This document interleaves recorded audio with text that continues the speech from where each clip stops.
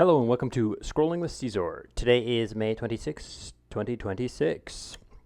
So as you can see, a lot of red today. Everything's in the red. I have a little speculation why, but I'll get into that when we go to the news. It was a little bit hard to find anything really significant in the news today. I spent a good hour scrolling and I selected some, but you'll see I've selected some stuff that's like outside of crypto to talk about a little bit, but I think it's interesting and so forth. So everything is in the red, about 1.5% down.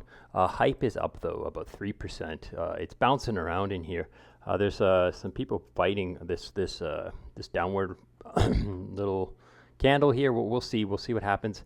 I did open a short on bounce. I was hoping it would correct down to around 54 or 55-ish and stuff like that, but we'll see what happens.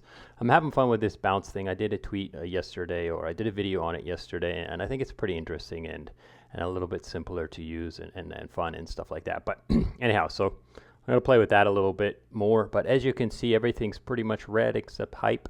The SPY is the S&P 500 is a little bit red as well, but on the day it says it's up. But anyhow, it's still looking like like it does, like a jumping kangaroo, right? Like going crazy. But anyways, let's get into some of the tweets. As always, though, this is not financial advice. This is just some information that I've come across and sharing with you. So the first one here is Clouted. So Clouted says polymarket bettors are crazy. It's like I saw someone bet $80,000 that a permanent peace deal is signed in the next 24 hours. Now, I believe this has to do with Iran and stuff like that. And he's like retweeting that Mario Navarro is saying that it's going to happen, so it's an easy win. Like, I agree with him completely. Like, people who consider Mario to be a source of truth is wacky. It's just craziness. He's a pure like engagement farmer.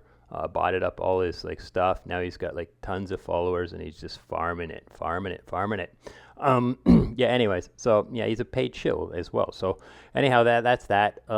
You can check that out. But let's move on to what I think he's talking about, which is the answer to that. So Trump rejected the Iran deal. He rejected it. Weeks of negotiations, one rejection. Oil spikes, inflation accelerates, rate cuts impossible. So I think that might be why we're having some redness today. Is everyone's like, oh, Trump, just turn off the gas a little bit, right? But anyhow, I think that might be what's going on. But let's get into actual I guess this is related to crypto, but let's get into some specific crypto stuff. Okay, so AltoBeat has upgraded their dashboards to give you a little bit more information. They've got a privacy page now. And in this privacy page, you can check it out here. They talk about Tornado Cash, Railgun, privacy pools. They give you some metrics you can check out and all of this cool stuff. So again, dig into this a little deeper. I'm not trying to tell you everything about this, just that this is news and it's significant, and you can kind of dig through here and find out what's going on here. Moving on, you have Entropy Advisors. They just retweeted out this today, or tweeted this out today, and it's a little bit old news, but I still think it's significant. So the Arbitrum DAO proposal to release the funds to Aave has reached its quorum of 194, plus the abstain votes, right? So yeah, within 2 or 3 weeks, that frozen ETH will be sent to a wallet controlled by Aave. Now, as far as I can tell, the hole has already been patched, so I'm not sure what this ETH is what's gonna happen with this ETH or where it's gonna go. But yeah, maybe you can tell me, right? So comment on this tweet and tell me where does this ETH go? What is it gonna do? Is it just gonna go in? Are those lawyers gonna actually take this? Because it's more than enough. There's more than enough. Or maybe is this ETH going to refund some of the people who donated, right? Or I don't know. Like I still have some losses in some of the pools that I have. So I would love that ETH to be given to me, because I got some had some bad carries in some vaults that I was deposited into. But anyways, so I'll just see if I can find out what happens with this. So Frax Finance just retweeted Tangent is live. Tangent, I did a video on this a little while ago. You can check out my channel. It's USG Tangent. It's a stablecoin backed by convex curve LP tokens, stuff like that. So Frax it's built with Frax on top of it. Like Frax is a major player inside this ecosystem, so you can check it out. As I mentioned, I have a video on this. You can check out my video. Just go to Ceazor Snack Sandwich on YouTube and search for Tangent or USG, and you should be able to find a explanation video of how this thing works. I think it's pretty interesting. Okay, Liquidity is posted these two pictures here, and it's pretty interesting. So there's this thing called Herd Echo, and it's a way for you to kind of, check out the backings and the different kinds of flow of funds when you deposit into different stablecoins. So as you can see, I'll pull up the first one. This is like the token assets liability graph for Bold. And you see you have ETH can go into Lido, can go into ST ETH, can go into WST ETH, or ETH can go into Rocket Pool ETH, or ETH can go into just Wrapped ETH. So there's some smart contract risk there. And then these things mint these tokens for you, and then you use these tokens as collateral to mint Bold. So this is the flow chart for Bold, and you can see that each of these nodes has its own risk factors or risk considerations. And then if you go to the next one for IUSD, and you can see all of these like risk considerations in order to get some IUSD. So I think it's a pretty blatant and pretty obvious, glaring contrast of what you're exposing yourself to when you hold different stablecoins. So I think it's worth gandering at this and thinking about this. Okay, let's move on. So this has nothing to do with crypto, but I just thought I'd toss that in here. So here we have Brian Johnson going on an interview.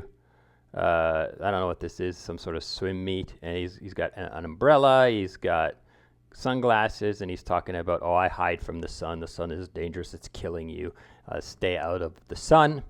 And then our good man Paul Salandino's just kind of says, what kind of life is this? Like, no hiking, no exploring, no adventures, no throwing a frisbee with your kids in the backyard.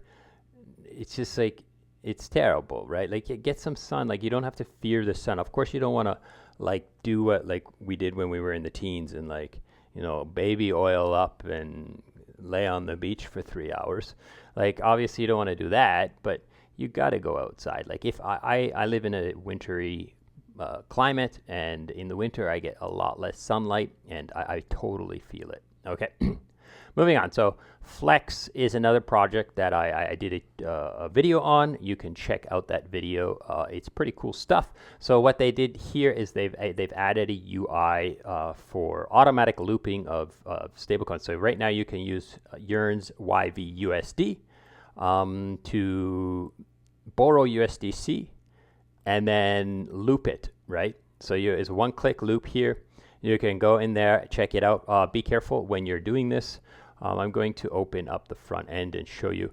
You want to make sure you double check this idle liquidity, make sure there is idle liquidity there. If there's no idle liquidity there, then you can still do it because you're just going to redeem other people.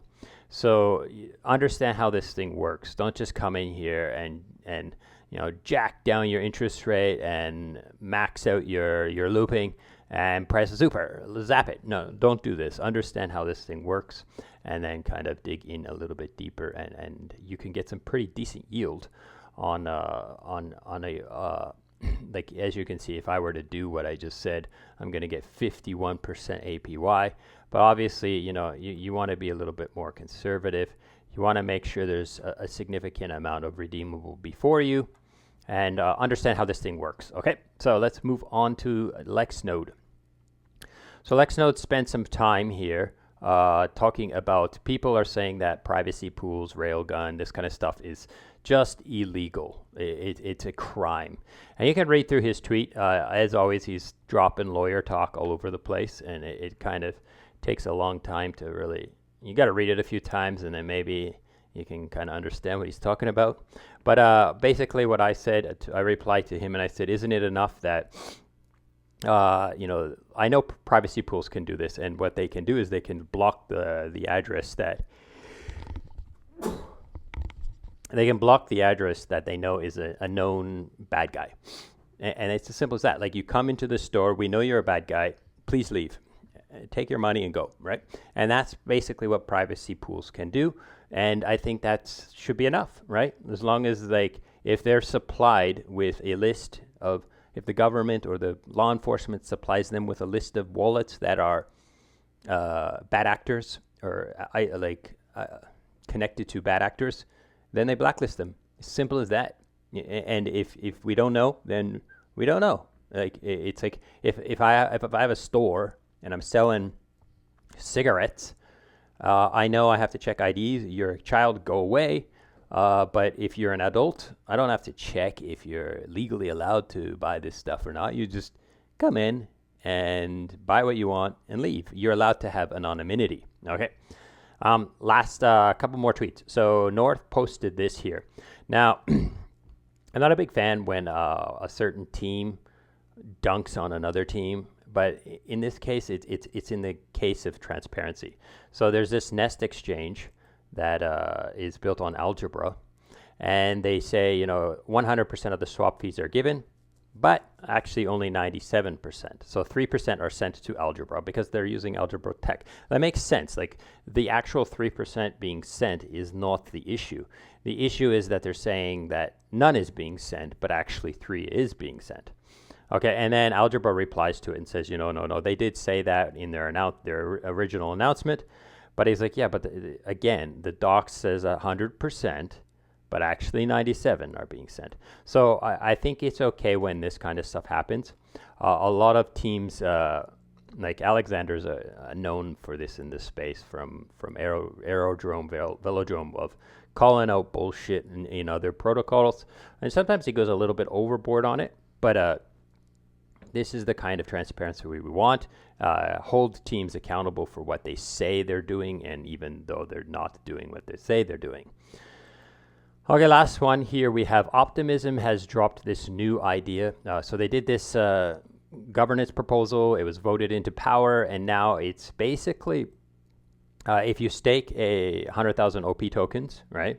I don't know if there's any APR on this, probably not. So if you stake 100,000 OP tokens, then you can basically get your transactions prioritized. So it's like right now it's first come, first serve, and then after, in phase 2, about 2 or 3 weeks, it's going to start seeing how long you are deposited or have staked your tokens, and you get a boost.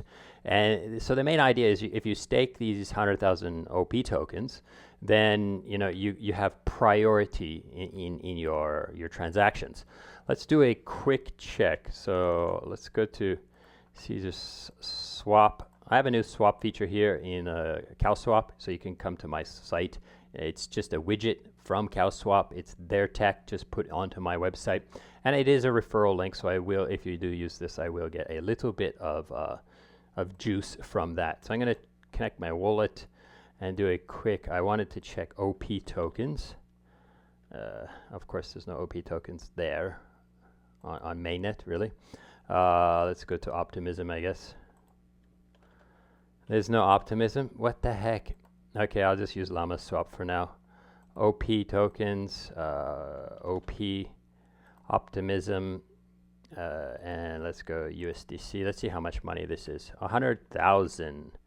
That's that's quite a bit, quite a bag. 100,000 OP tokens is 13,000 US dollars. That's pretty significant. Okay, now you're not spending this money, you're staking it in order to get priority.